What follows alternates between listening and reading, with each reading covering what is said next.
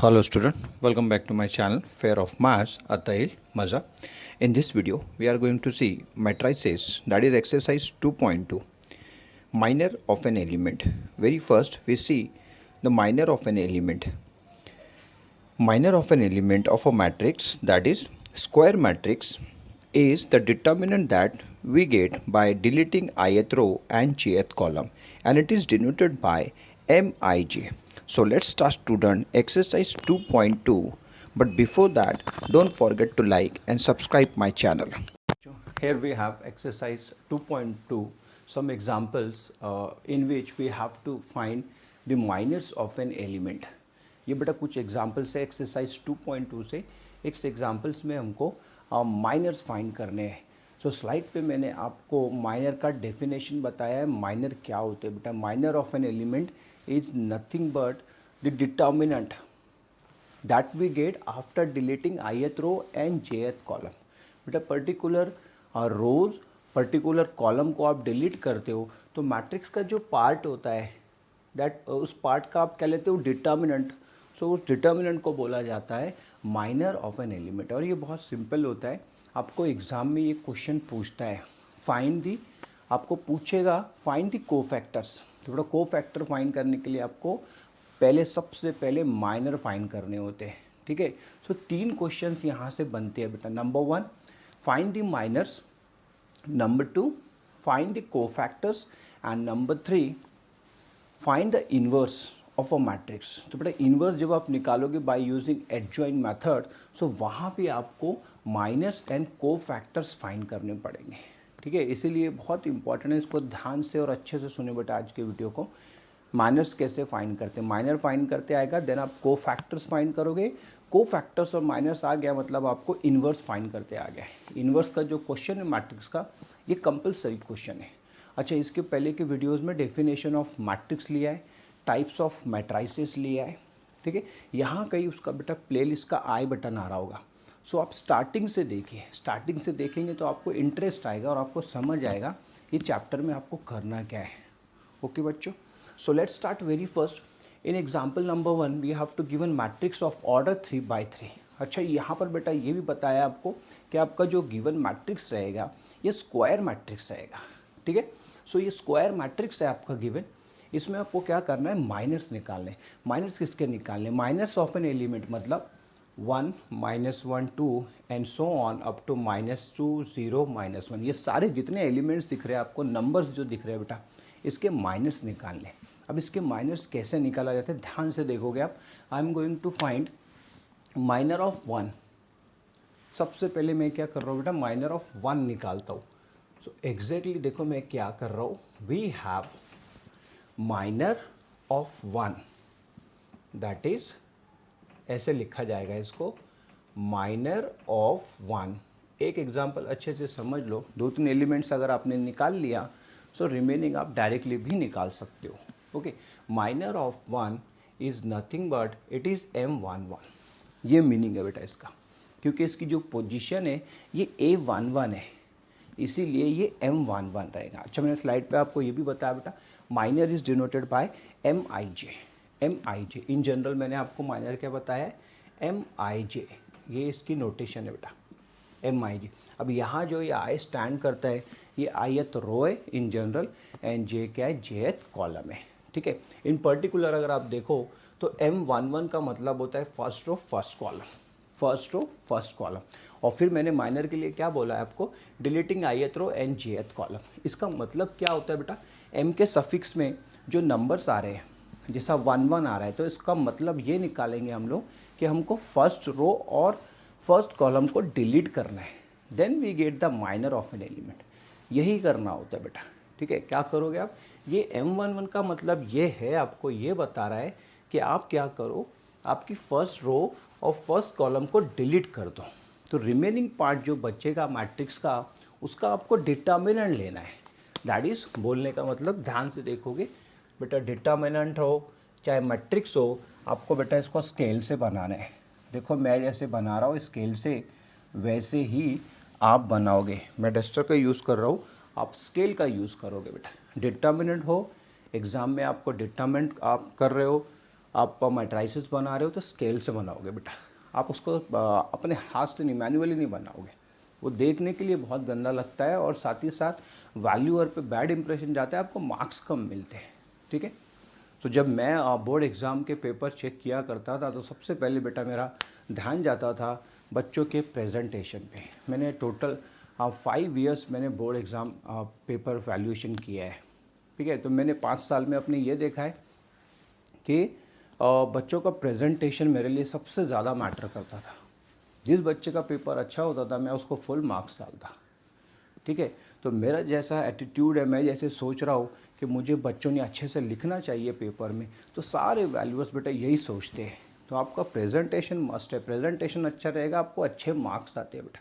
कभी कभी तो ये भी हो जाता है कि आप थोड़ा सा रॉन्ग भी लिख देते हो, लेकिन वैल्यूअर सोचता है इतना अच्छा लिखा है, इतना अच्छा प्रेजेंटेशन है, तो आपको ज़्यादा मार्क्स दे देता है। ठीक है, तो आपका प्रेजेंटेशन बहुत अच्छा होना चाहिए बेटा। इसीलिए आप जब डिटरमिनेंट मैट्रिक्स बनाओगे तो उसको स्केल से बनाओगे, ऐसे नहीं कुछ भी बना दिया, देखने के लिए अच्छा नहीं लगता है। Okay, now move on to point that is minor of 1, that is M11। In M11 deleting first row and second column, इसका मीनिंग निकल के ये आया बेटा, deleting first row and first column, मतलब ये फर्स्ट रो और फर्स्ट कॉलम को डिलीट कर दो तो रिमेनिंग पार्ट्स मेरे पास बच जाता है 3, 5, 0, -1 ओवर। कितना सिंपल है, देखो ये डिटर्मिनेंट आ गया बेटा ऑफ ऑर्डर 2/2, और ये 10th स्टैंडर्ड में आपने इसको सॉल्व करना सीखा है। ठीक है, कैसे सॉल्व करते हैं, इसका एक्सपांशन क्या आता है बेटा, इसको मल्टीप्लाई कर लो इधर, 3 1 ज़ा 3, -3, और ये आ जाएगा बेटा आपका 0, दैट इज़ -3। ये आ गया आपका M11। आपने निकाल लिया minor of 1, and minor of 1 is nothing but -3। ऐसे निकाला है आपने M11।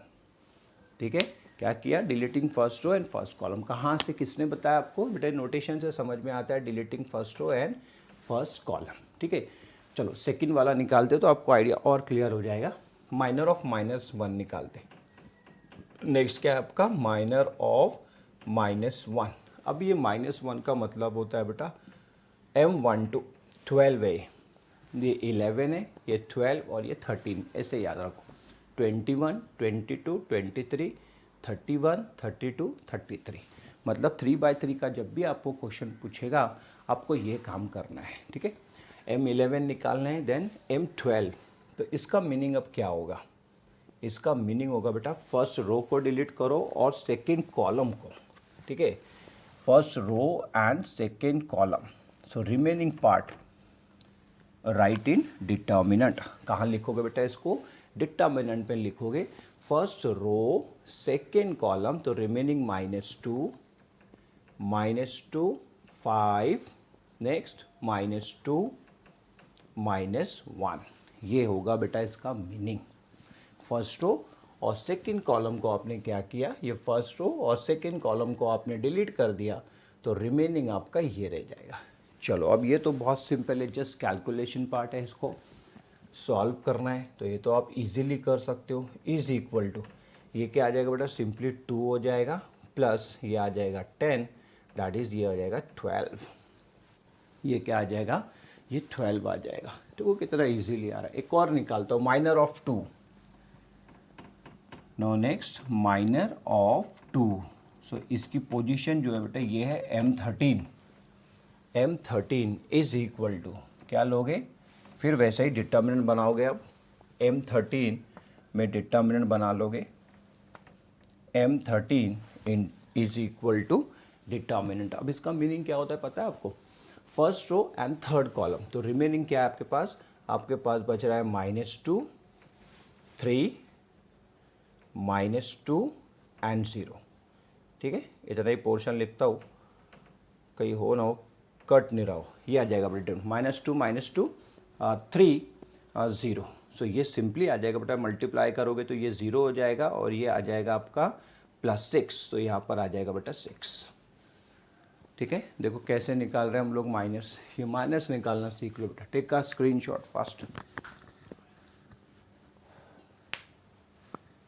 Now move on to remaining elements.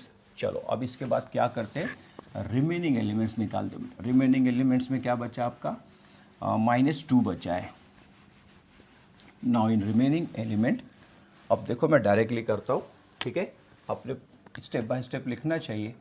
So I am going to writing directly 21 M22 M23 M31 M32 M33।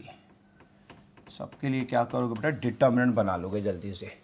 Determinant एकदम मस्ट है, डिटर्मिनेंट नहीं बनाओगे तो देखने के लिए वो अच्छा नहीं लगेगा। सो राइट द डिटर्मिनेंट, ठीक है, यहाँ डिटर्मिनेंट आएगा।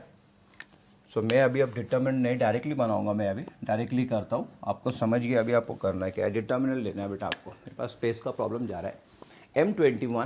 M21 का मतलब होता है बेटा second row and first column. Delete क्या करोगे, सेकेंड रो को और फर्स्ट कॉलम को, तो आपके पास बचता है -1 2 second row and first column ना, second row first column -1 2 and 0 -1 is equal to, यहाँ सिंपली आ जाएगा बेटा 1। यहाँ क्या आ जाएगा, सिंपली आ जाएगा 1, ठीक है। तो इतने माइनस निकालने के बाद अब आप डायरेक्टली भी कर सकते हो। नो ऑब्जर्व प्रॉपर्ली, मैं डायरेक्टली कैसे करूँगा अभी।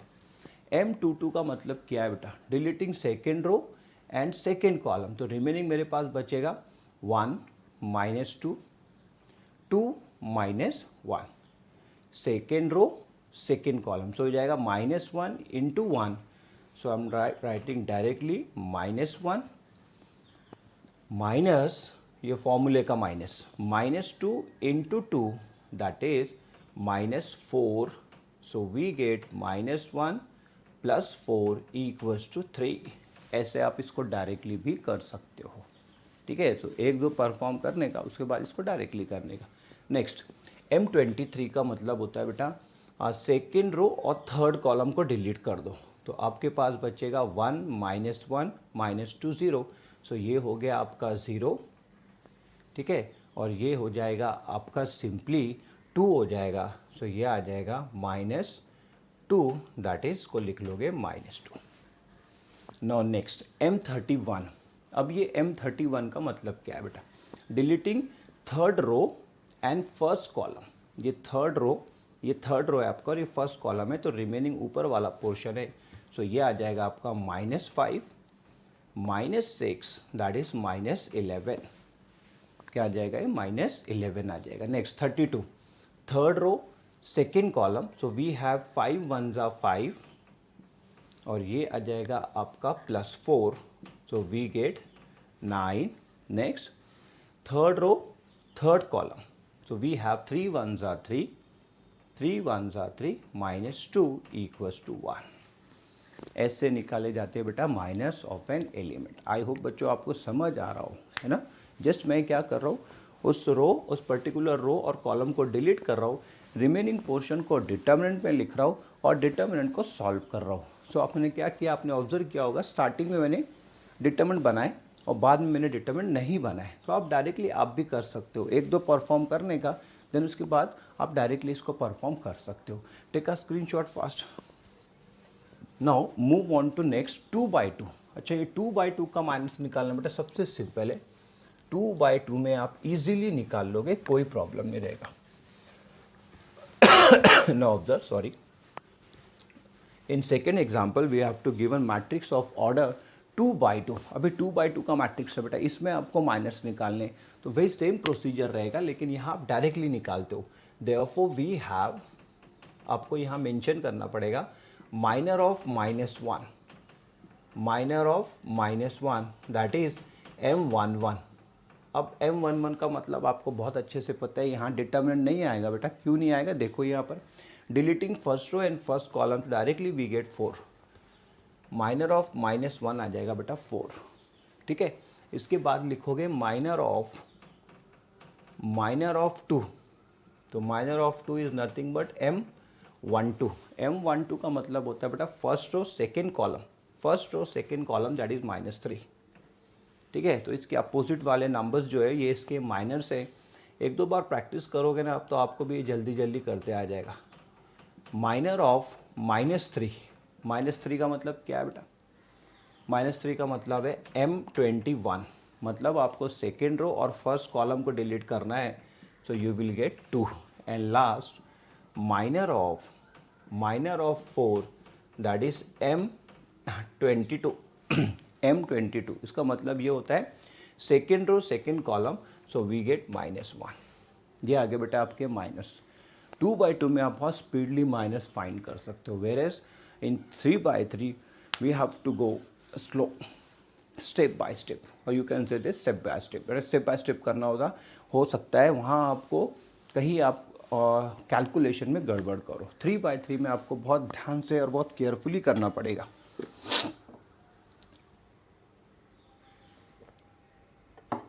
अगर आप ऑब्जर्व कर रहे हो तो 2/2 में आप डायरेक्टली फाइंड कर रहे हो माइनर्स, ठीक है, और सबसे इजी होता है 2/2। हो सकता है बोर्ड एग्जाम में आपको 2/2 के क्वेश्चन पूछे।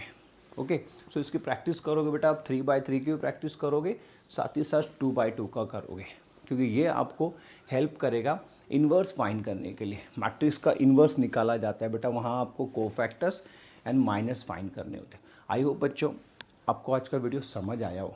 अगर आपको आज का वीडियो समझ आया हो तो ज़रूर से इसको लाइक करें और चैनल को सब्सक्राइब करें। See you next video, till then bye.